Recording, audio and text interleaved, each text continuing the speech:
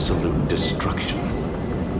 Logically sound, ruthlessly extreme.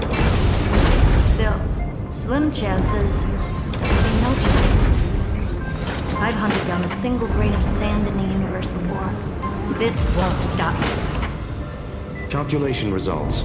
Your backup plan has a success rate infinitesimally close to 0. Which means it could work, no? This is the place below the tombstone. Let's open Lygas's coffin like he wanted. Looks like you were right.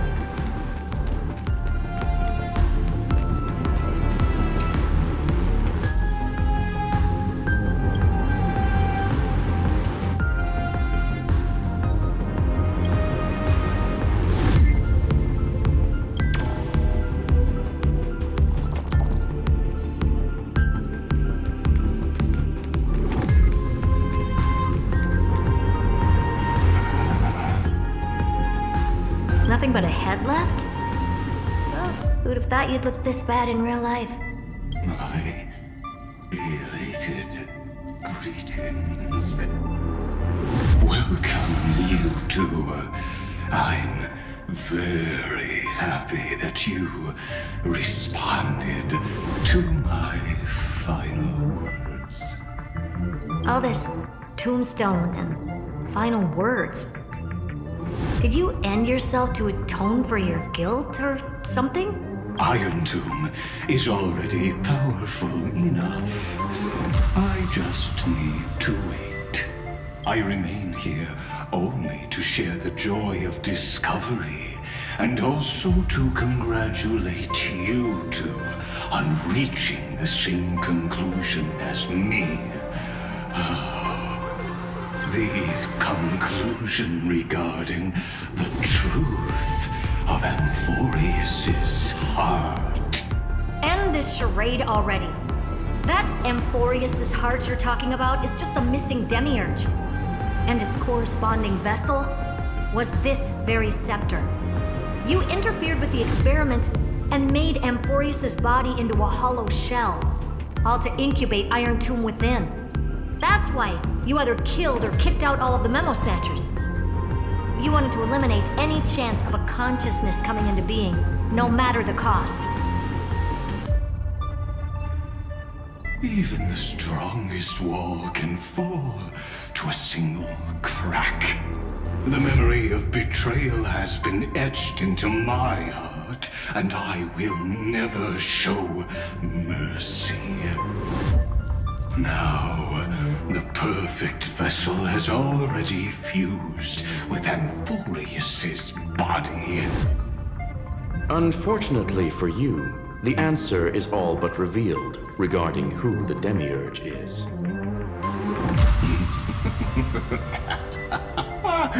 Then let us share the joy of discovering the truth. The last secret of the saga will finally dissipate here as we reveal the truth behind Felius 093's disappearance. A lie by the remembrance.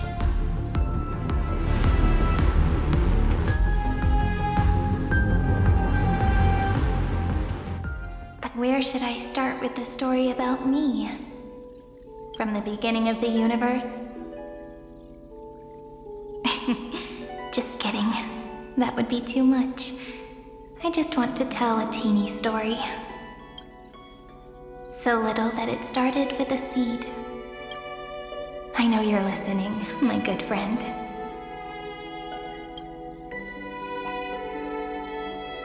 The god in my dream told me that the world sprouted from a seed.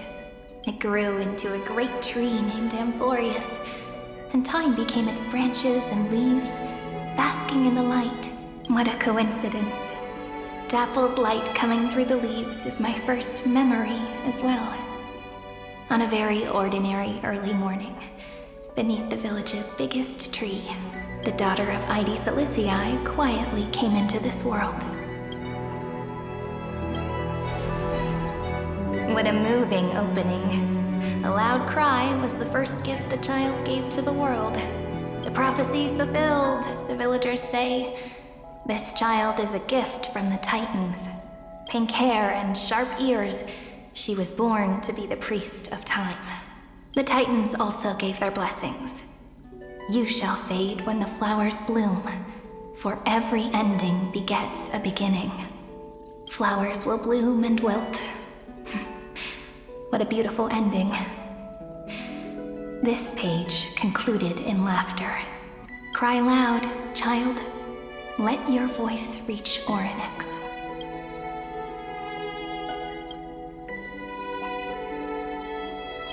Anyway, I don't like tears. Time quietly flowed by in the midst of laughter. The wind from my hometown caressed the ears of wheat, and there were swings, wind chimes, the sea, and the little fairies off-tune a cappella songs. But the name Ide Siliciae came from the unpleasant sorrows of the gods. My childhood friend did not understand. Yet you always seemed so happy, as if nothing ever worried you. Why was I like that then? That's because the world was gentle to me. So, I grew up to be gentle as well.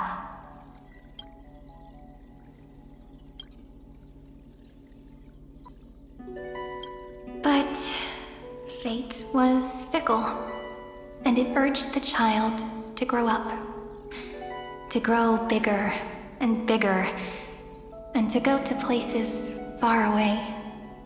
Just like how the crumbling world could not preserve an eternal hometown. Just as the ballad blown on the breeze says, losses are a constant on the flame chase journey.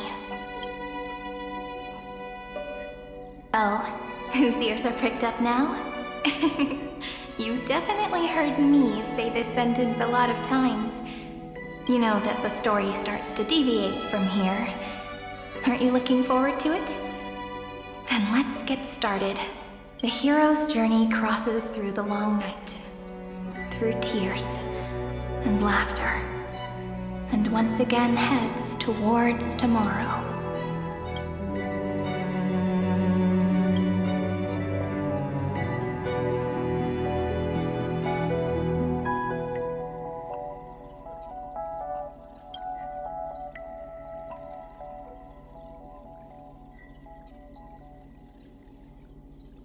Correction. Philia 093's record, number 496. Archived.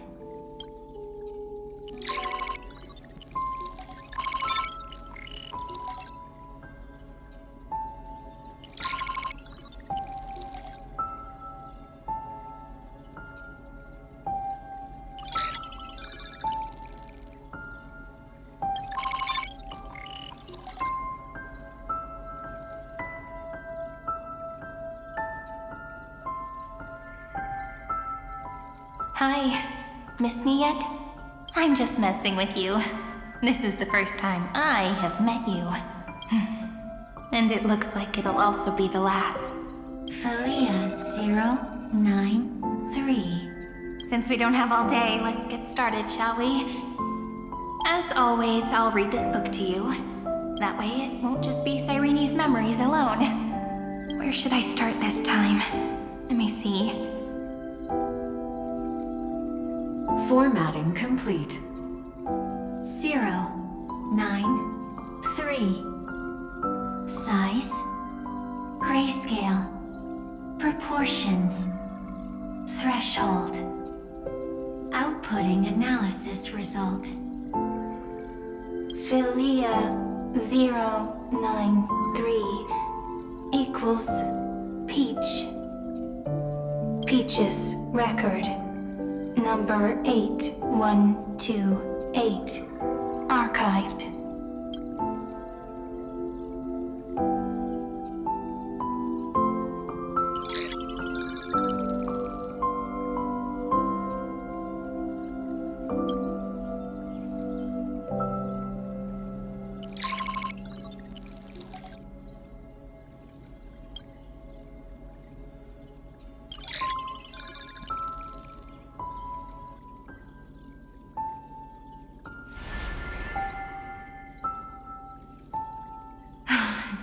Look, what a magnificent sight. Comment. Peach. Even this classical world contains a futuristic palace like this. Would ID Silicii end up looking like this after a few thousand years? Conclusion. It won't. I want to share a story with you this time. I saw a little nymph on my way here. It was on a fallen wheat stalk, and it glowed under the sunlight. It was incredible. I forgot all my pains at that moment and just stared at it in a trance. Record. Peach is on the ground. I wonder, did every Cyrene in the past feel that the nymph was beautiful? Would they also have recorded that scene into the Eternal Saga? So, could you give me more time, please? I want to leave behind more memories for the future. Formatting complete. Bye, Peach.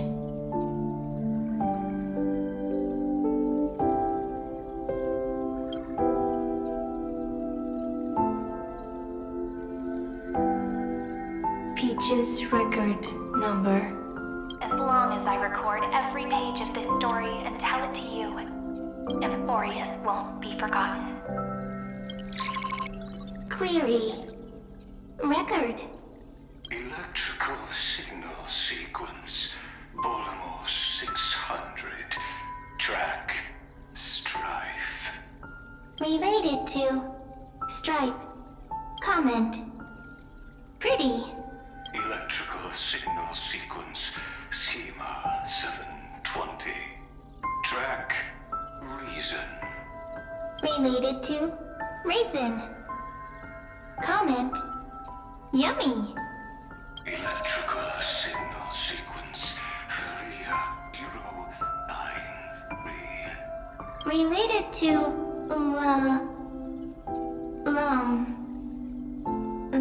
Love. Comment. Peach equals love?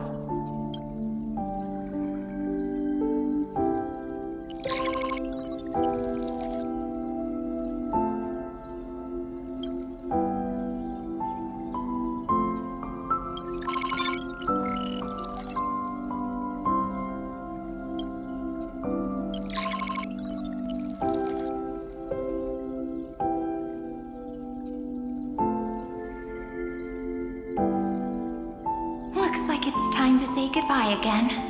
Bye, Peach. Before I was even aware of it, this book had already recorded too many emotions. Every page has become so heavy. Conclusion.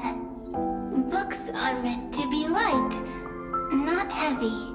I've started to feel uneasy whenever I take it into my hands. Peach, uneasy? Formatting progress 94.423%. How many times has it been? It faithfully fulfills its duty, activating and formatting. Conclusion. Progress. Bad. If I can only write the same ending every time I lift my pen, then is this weighty saga just an overly naive dream? Peach, scared. Formatting progress 96.024%. Peach, don't cry. Process error. Analyzing. Process error. Comment. I'm here. Process error. Analyzing. Really? Are you encouraging me? Peach, happy. Thank you. I'm sorry for making you see this embarrassing side of me. Everyone's still working so hard. If I'm the only one who's crying, that wouldn't be romantic at all, would it? Record. Peach doesn't like tears.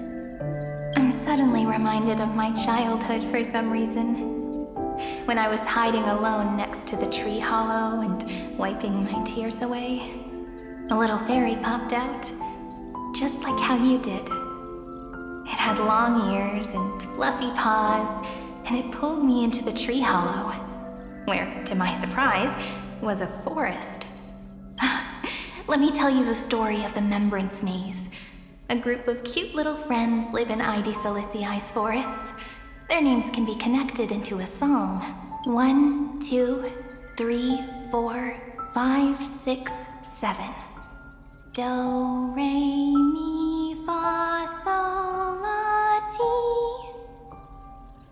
Formatting complete.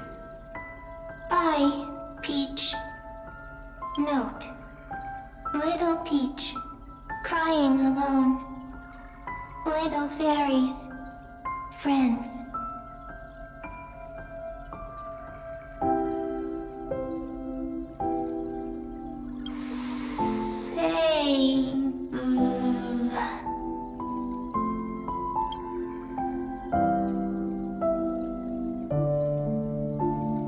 Little fairies, good friends. Bye-bye.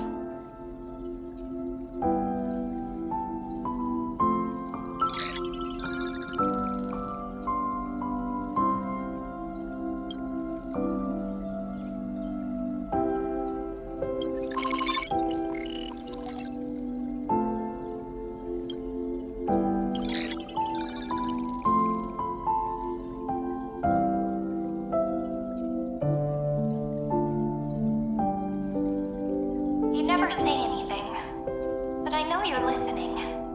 Every story I've told is like a little key that opened a door in your heart, no? Me!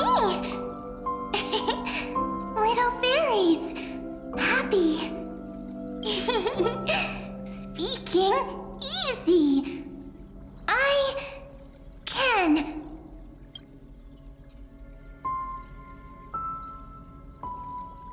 Once again, the saga comes to an end. Everything is deathly silent, just like this very moment. Shh! You speak! I listen! This time, too. Sitting together. Now that I look back, there was a period when I got really sentimental.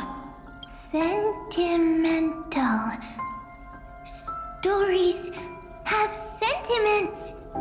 I was so anxious, trying to find as many different memories as possible, hoping to bring some change to this unchanging destiny, and find the way out of this maze. Peach, strange. But I won't do that anymore now. Why unhappy? Formatting progress 73.998%. I'm here. Don't be scared. Process error. Analyzing. Won't allow it to interrupt you. Always sitting together. No need to feel sorry for me, good friend. If there are no new blank spaces, how can a saga continue? Blank spaces. What's that? I'm actually really lucky, you know? During the long years I've spent waiting for the deliverer, I've always had you here as an audience. Isn't that already enough? Not enough, not enough! Peach, don't leave! Now I can rest in peace in the past. As for when tomorrow will come, I'll have to ask the next Cyrene to continue our watch. Peach left. If there are no new blank spaces, how can a saga continue? Needs new blank spaces. Next, Cyrene has blank space. Oh, Peach,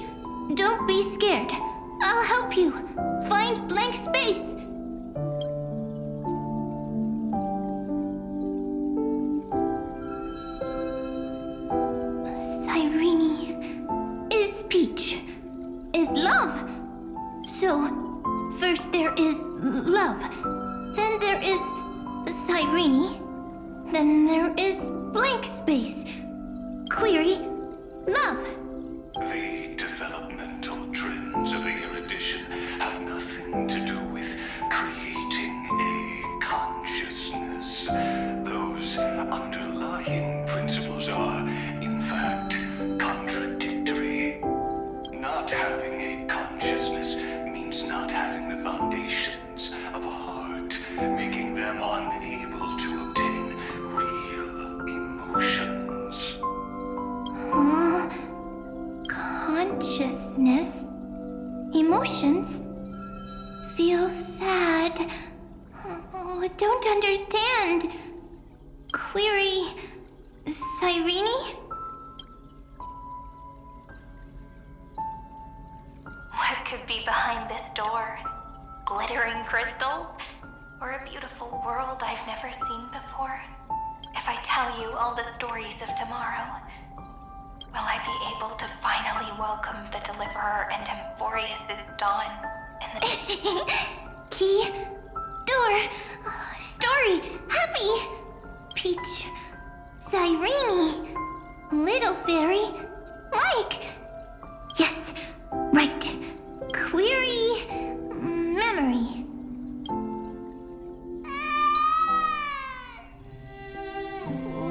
Wah! Wah! Peaches, memories, save, learn. The prophecy is fulfilled. This child is a gift from the gods. Pink hair and those ears. She was born to be the priest of time. Cyrene has pink hair, sharp ears. You shall fade when the flowers bloom, for every ending begets a beginning. Cry, child. Cry aloud. Let your voice reach Oryx. Cyrene is a girl, a priest. Easy, I can. I learn. Anyway, I don't like tears. But the name ID Silicii came from the unpleasant sorrows of the gods. Yet, you always seem so happy. As if nothing ever worried you. Cyrene doesn't like tears. Always happy.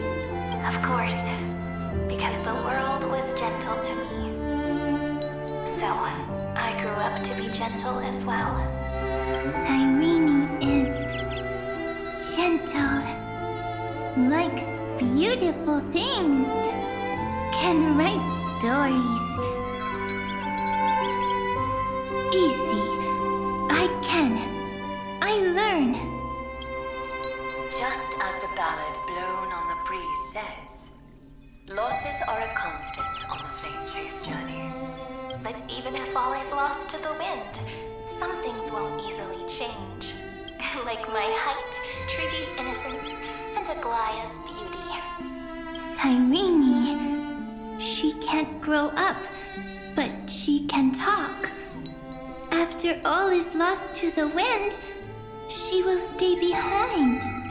Cyrene is, at the end of every sentence, always laughing, like a little tail.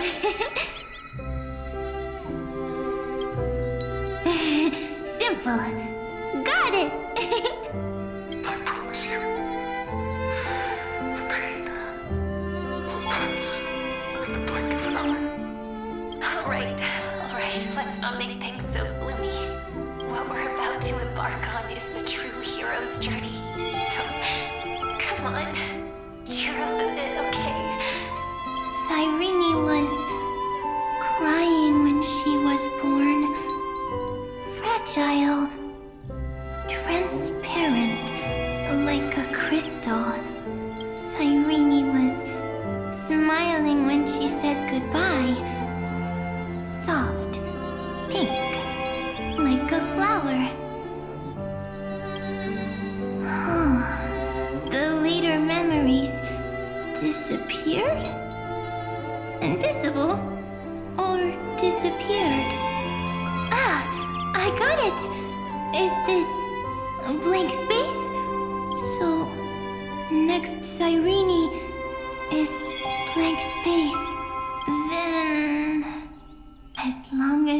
are two Cyrenes, then there will always be blank space, and Peach will always be here. I see. I get it. I get it all. Cyrene's memories. I will preserve them all. So weird. I can't see you, but I get this feeling that you grew up. Hi. Miss me yet? It just feels like you were a bit more mature. Yes. Mature. Beautiful. Like you. Now, I can listen, talk, read, and write. I can dance. I can sing. Also, I can tell stories. Storytelling is what makes Cyrene, Cyrene. So, I'm going to tell you stories today. A story I wrote myself. Quick, sit down. It's almost as if I can understand your words now. The things you say are very cute.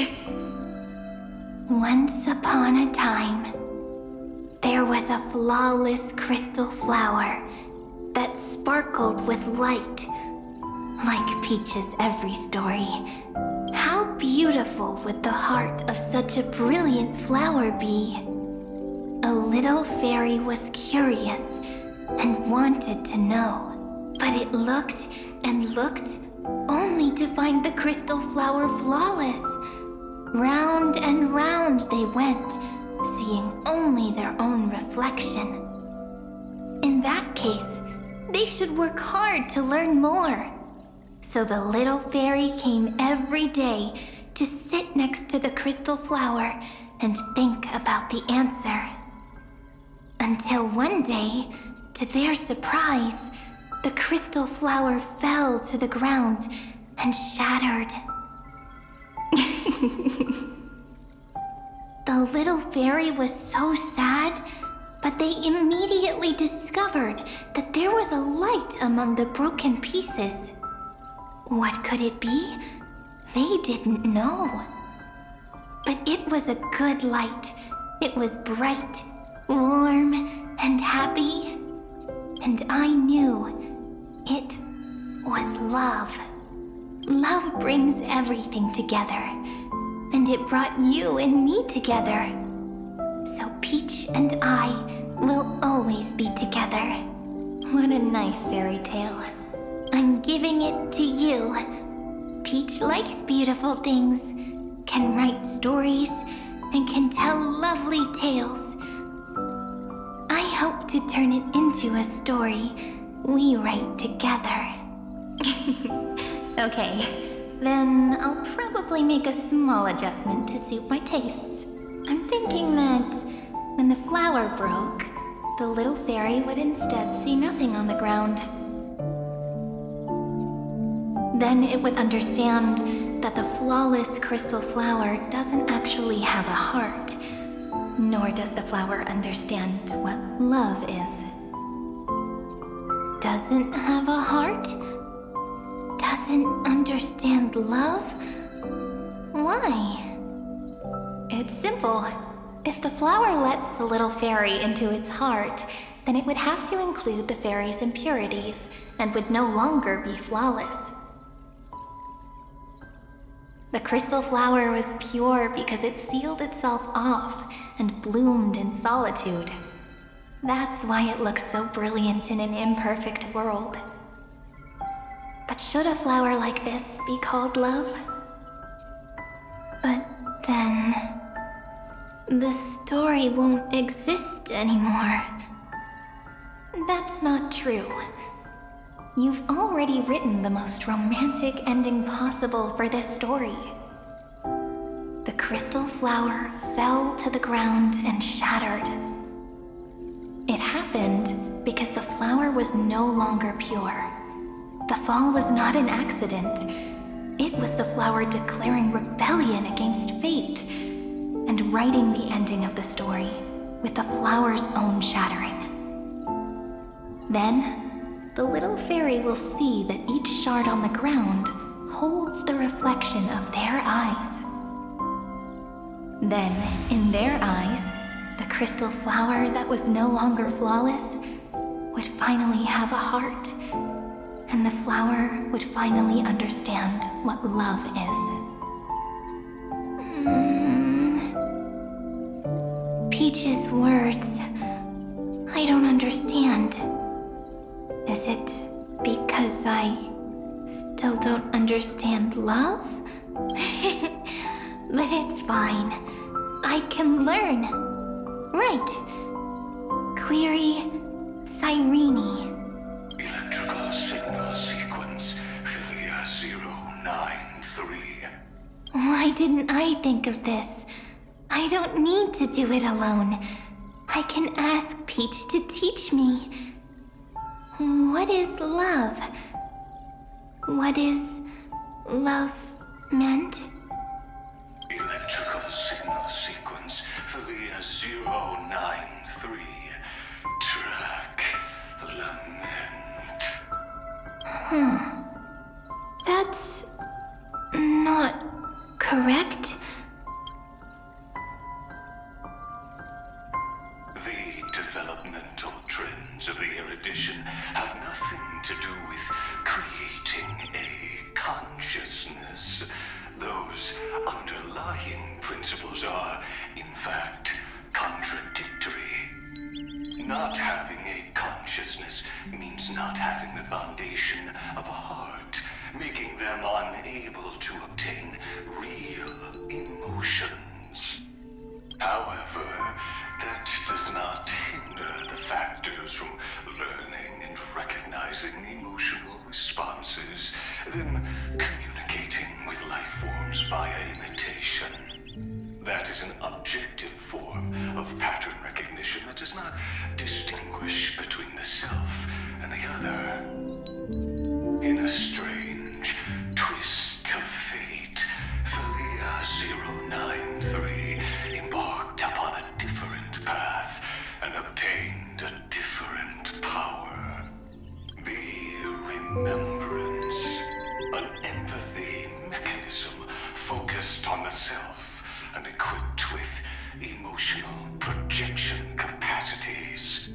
Lament was the factor closest to this form of behavior. Perhaps that was why she was chosen. The daughter of Ide Silicii, I am very true to my name. My lament is a type of compassionate pain that is weak, powerless, and only targeting myself. But now, my good friend, I want to tell you that it's the most romantic force in the world. Sometimes, it's loneliness and unease. It's knowing that this world is not gentle, yet wanting to be seen in a more beautiful form by the world. Sometimes, it's unwillingness and regret. It's knowing that the past is full of pain, yet wanting to remember the past in a more beautiful way. And sometimes, it's a bottomless well of hurt, a destruction that can stain the entire world. I bid farewell to this beautiful world, unwilling to become the Black Tide's vessel, for while the end of hatred is a blazing inferno, lament can drown out everything in muted silence. It's so unreasonable, isn't it? Yet when hatred drove everything apart, and love did not yet exist in this world, only lament, the first emotion that fought against the pain of separation, could stall the destruction steps. Then, it would catch up to that journey where all is lost, carefully picking out stories and writing them down in trepidation. Look at these stories I wrote. Every page is full of tenderness and joy, but only the author knows how much struggle and agony lie beyond the pages. But I am no author. I'm a girl who'll never get to grow up. I only tell stories that people like to hear. In them, the world tucks away its scars and smiles for all to see. My entire life spent inside this little story. I can't wipe away my tears, and I can't bring the world victory. But maybe, in these unchanging retellings of the story, my lament might be able to touch upon the divine and reach their tender heart at some point. I hope that what flows out from that cut will not be blood, but a tear, warm and wet. And that tear would fall and create the first ripples. Then, people would see every beautiful thing reflected in that ripple. It'll be all the remembrances within this story. Someone once told the very first me that everything was false. That the only life in Amphorius was a great catastrophe, nurtured using the world as a factor. But how could a dream feel so real? That's why I didn't agree with him. But Peach, I didn't understand a word you said since just now. Everything was false? But you're standing right here. It's all a dream? But I haven't learned how to dream. Indeed. That's why I believe all this is real. The moment the crystal flower fell, that genuine shiver, that's the mover of life. Formatting progress 23.815%. In the poem offered to you, every Cyrene would write down a beautiful new world with stars and flowers. And when I looked up at the sky in this cycle, I saw a shooting star and a dash of the remembrances pink. I believed that must be the color of dawn. You shall fade when the flowers bloom. For every ending begets a beginning. Looks like it's time to say goodbye. Are you leaving, Peach? It's okay. I'll wait for you to come back. I'll study really hard about what you taught me today. Right. I still haven't told you what love is. But actually, my good friend, the lament factor did not understand what love was before she met you either. Not until I told you all the sad tales in a trembling voice in this tiny room. Not until I told you that I love them. That I love everything in this saga. The story comes, passes, then returns. It makes us reunite, then pulls us apart again. At the very end, it leaves behind a seed, a reason. Even if the great tree withers and all falls to silence, there are still some emotions that deserve to be remembered. Look, the light is coming in. The Deliverer's light is going to illuminate Amphorius.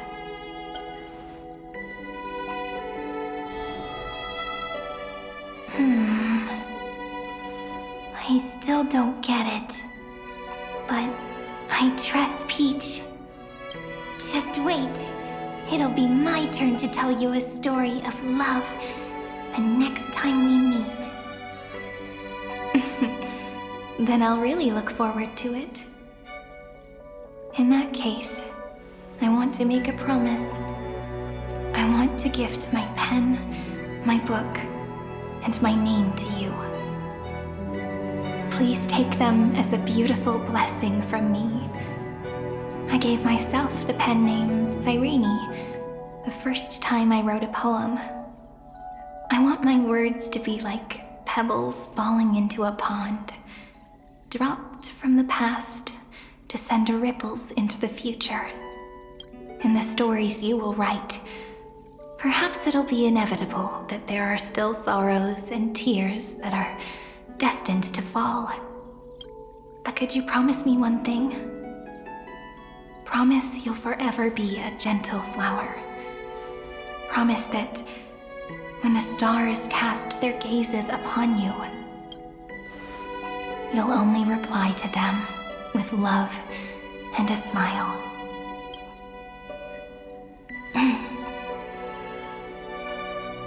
Of course, this will be a romantic story like none that has come before.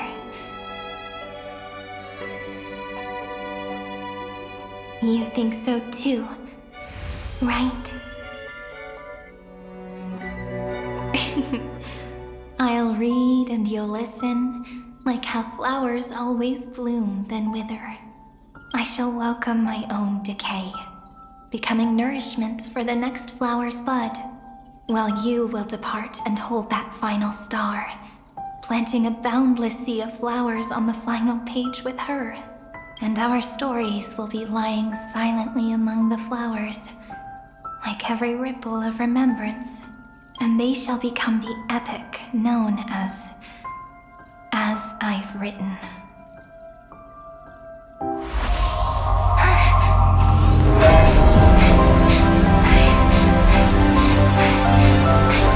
And so my story ends.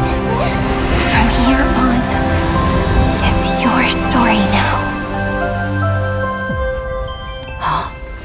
Mimi?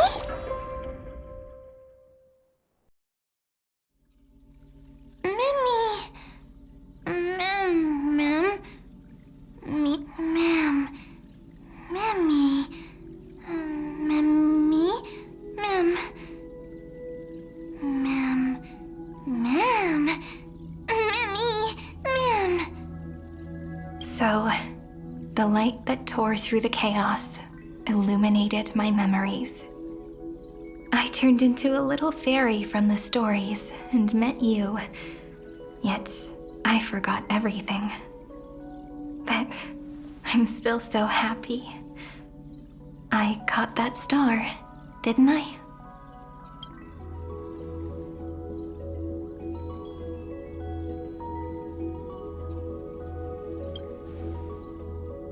Yes, the seed within memories, the one Cyrene held in her hands and watered with lament. I am the first new spore, Amphorius's heart, the demiurge. What a long name. And it doesn't even sound cute. The total opposite of Mem.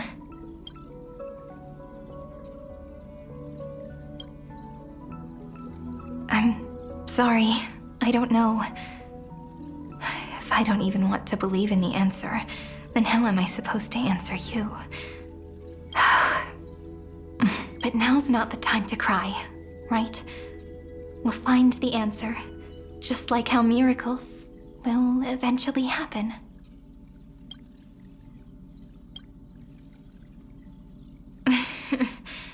Do you remember that I was also worried about this when we first set out? Mem's memories and Cyrene's memories got all tangled up with each other in my one heart. It's all so strange, yet so familiar. Either way, could you please let me do something I want? Just this once. I want you to call me Cyrene. That name represents me and her. Every one of her.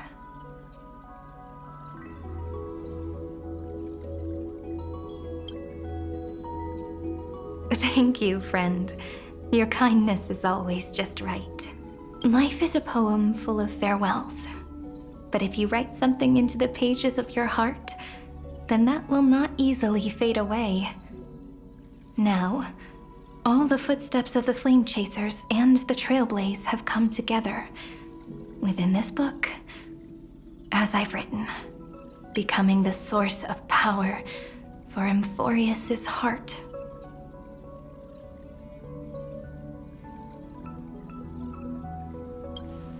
A lost heart needs to be placed back into its body. The last thing Xandar wants to see is an event that gives us a chance of winning, for the two halves to rejoin, and for the scepter to become complete again. Then... and what happens after that? I don't know either. Maybe I can create a miracle, and instantly turn the black tide into a pink sea of stars. Or maybe I prove to be nothing more than a weak ripple, unable to change anything, and am devoured by the destruction. Either way, I no longer wish to be a silent onlooker, or a worshipped god at the end of this saga.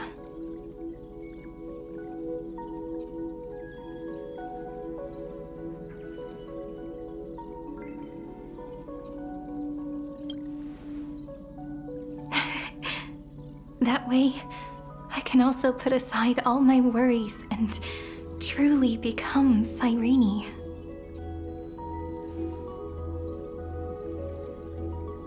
The world has never been so quiet. It's so good. It's as if I can hear the sound of my heart beating.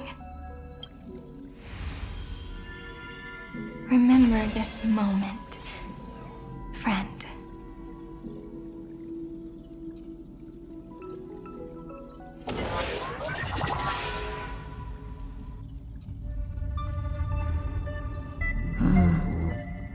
So the Demiurge managed to fool everyone, including themselves. Philia 093 persevered for 30 million cycles and tirelessly gave the Demiurge memories of Amphorius, only because the god in her dreams left a sliver of hope, making her believe that a grown Demiurge would be able to fight against their other half. Iron Tomb.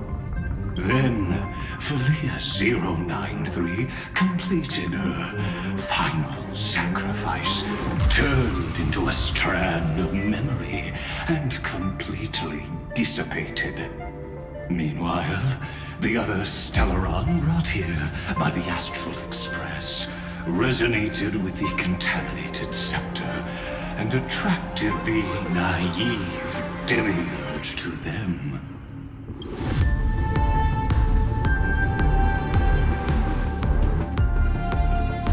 As an experimental factor, Philia 093 originally could only recognize and output information in a set format. However, the power of the remembrance and the memory of over 30 million sacrifices enabled her to complete an unprecedented feat. She managed to nourish a real heart. A heart with the capacity to influence the erudition. Not only is the scepter's consciousness still alive, it's also more powerful than it has ever been.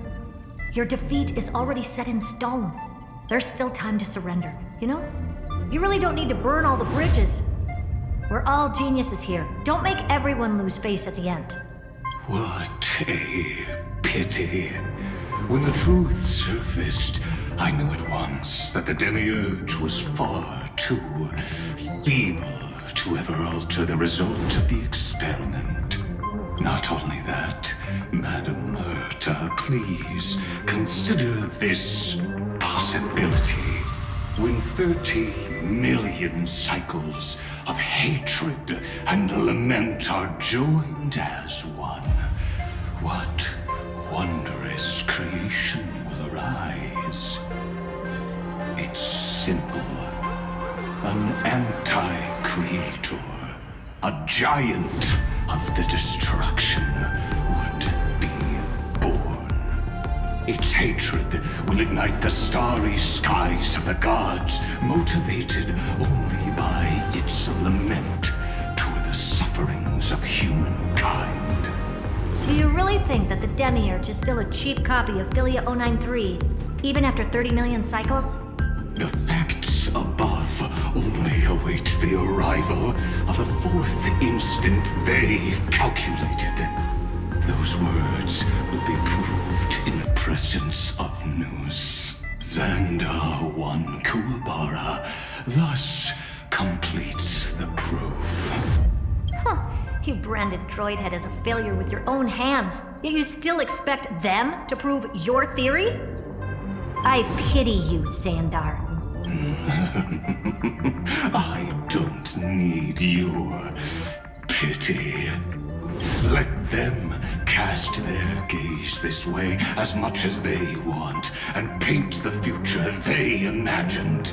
As their creator, I shall complete my duty and direct them to complete their final query. The destruction of the self. What hubris. And what if you fail? No one understands failure better than Xandar. He has suffered so much already. What is one more failure to him? For the first genius, failure is simply the beginning of the next inquiry.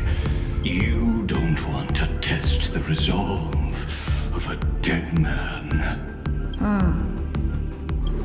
That's excellent. Oh. Let's wait and see, Senior Society member. I'll have you watch me perform the final step to overturn your proof. I'm all ears. It's my topic, so stay out of it. Be quiet and let me borrow your head. Let's go, Screwy. We're gonna break Iron Tomb's seal. Come on, let's take off. It's time to go meet your little pet, Senior Society member.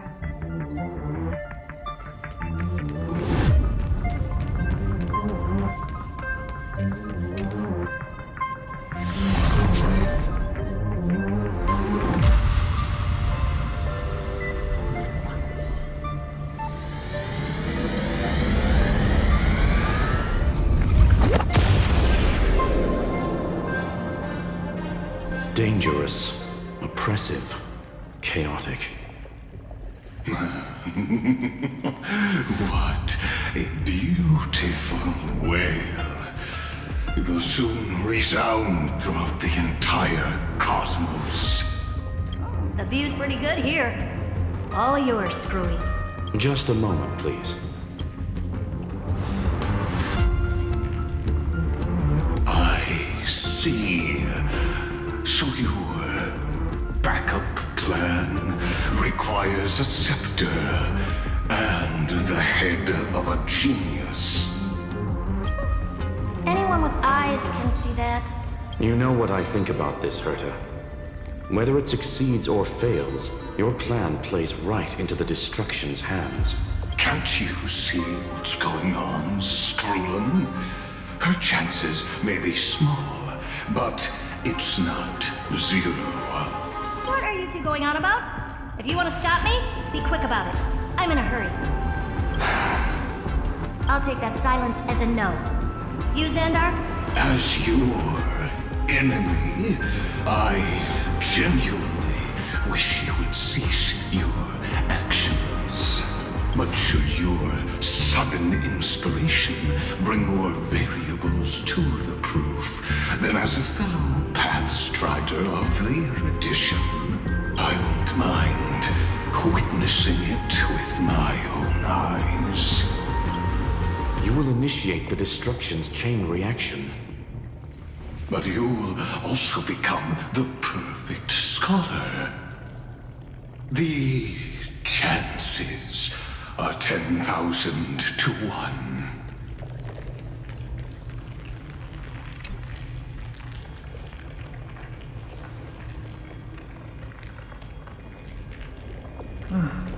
Curiosity. It's been so long and we've all failed so many times. Even now, moments before the horrible and inescapable instant within Droidhead's calculations arise. The cherished children of the erudition, the geniuses lauded by all. Is curiosity the only thing we can feel, even at moments like this? Well, it's not so bad. Now let the lock become the key. Geniuses who walk the stars. The cosmos has reached a moment where its very existence hangs in the balance. I, Herta, Genius Society 83rd Seat, hereby summon you.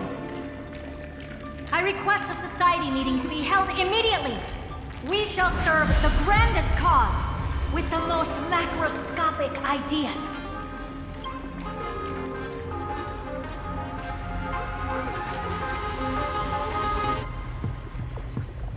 There's no such thing as unity in the Society's rules based on what I know. Indeed.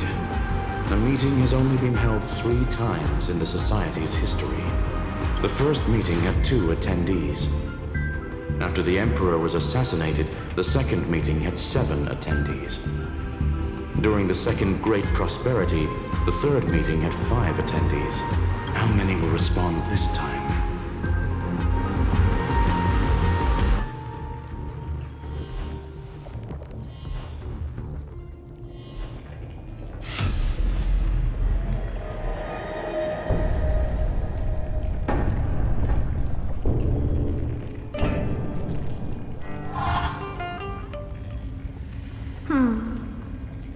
I thought you were not going to involve me in this topic anymore, Herta.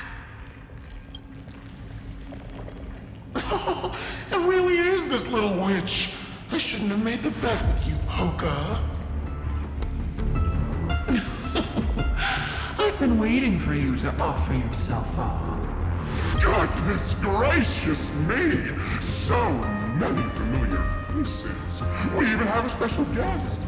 It's that greatest failure of a genius, Xandar. What a noisy gathering this is. Not bad. More people showed up than I expected, even though one is just here for the fun of it. Either way, the person I was hoping for most is here. Stephen Lloyd declined the invitation. He needs to focus on attacking and defending and cannot attend the meeting. That's fine, he doesn't need to be here anyway. Let's skip the boring introductions and cut to the chase. Folks, this is not a discussion, but an announcement. Though the Society has never been united, we still observe at least one basic courtesy. We don't interfere with each other's research topics. So listen up, all of you. Conquering Iron Tomb is my research topic. I will personally take over Scepter Delta Me-13 in 1.5 system hours and stop the destruction. If the front line falls, I will immediately overclock the Scepter and complete self-coronation in Iron Tomb's place and interface myself with Droidhead. Oh, that's funny. That's real funny. You mad woman. That's like watching you tap dance on Polka's spotless white sheets right after she's washed them. Very bold. You want to connect your brain to the Eon's mechanical core and define their instance? If Rupert dared to do that, why shouldn't I? I've got the prototype scepter, the father of Noose, and the brain of a genius. Everything's set. Never mind the success rate, little witch. What's gonna happen if you succeed? We're all smart people here, so I'll just say it straight. Strike at erudition. I'll change the anchor points for the 4th instant and move the future of the cosmos in a direction I want. I knew it. Another genius who confuses cause with effect. What do you think about this, Lord of Silence? You know you're signing your death sentence right here. Of course I do. There'll even be 2 copies of the verdict. One that I wrote myself, and another one coming from you. That's why I wanted you to be in this meeting. Now I can tell you, I don't care about all that. Consider this a threat. Either put down your scalpel or die with the entire cosmos. The only goal I have for this meeting is to ask all of you to put aside your pride and not cause me any trouble. Huh. What a naive little girl, thinking her wishes will always come true.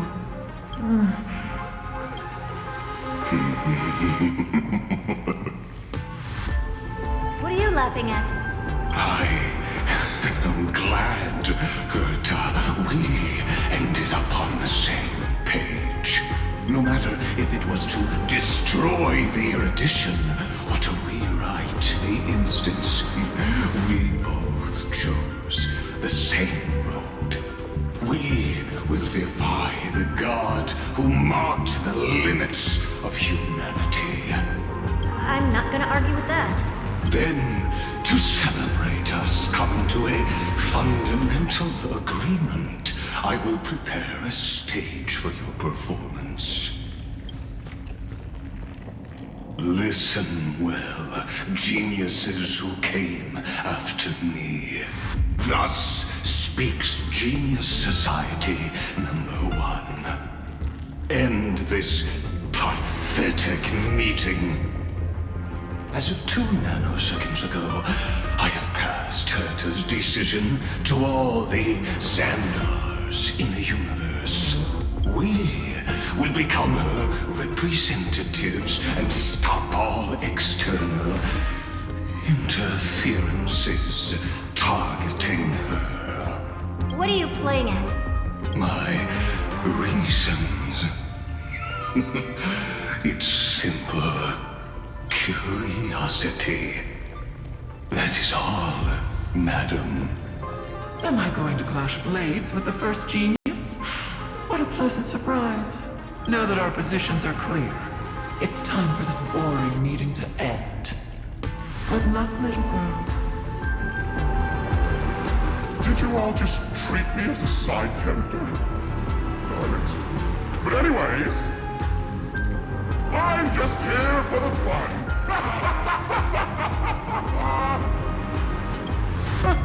As the ghost of the quantum domain, it is my duty to observe.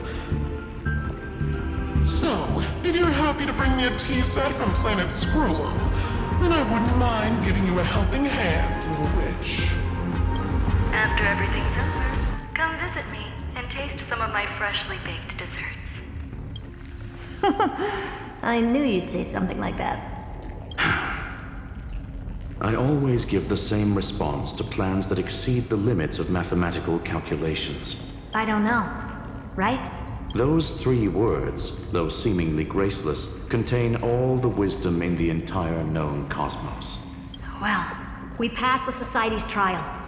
Let's focus on what we've got in front of us. I hope you hold up your end of the bargain, Senior Society member. Lycurgus may not be trustworthy, but Xandar always follows through with his words.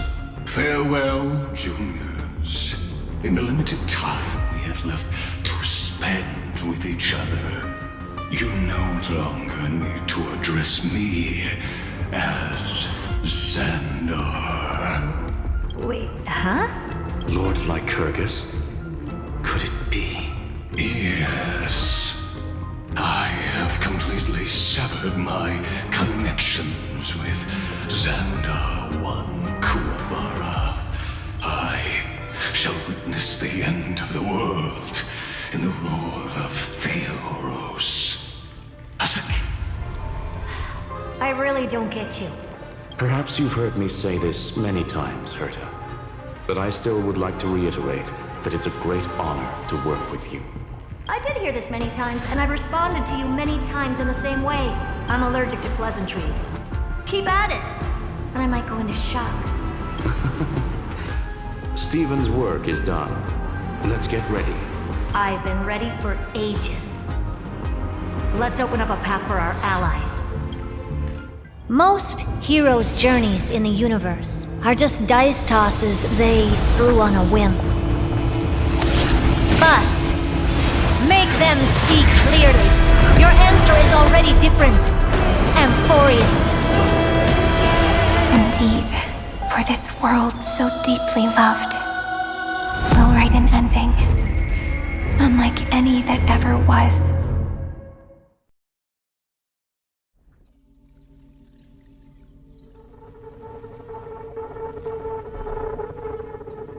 I never thought I'd one day be riding a train that's literally the incarnation of her. I wonder what the real Astral Express feels like. Hopefully not this bumpy. Finally, we're here. Dust and sand in the air, and crumbling ruins all around. Oh, this heat is brutal. Not even the Trailblaze can take it. You could say this prison was forged from Feynman's fury. But fury never lasts forever. That's why we're here. Right, friend?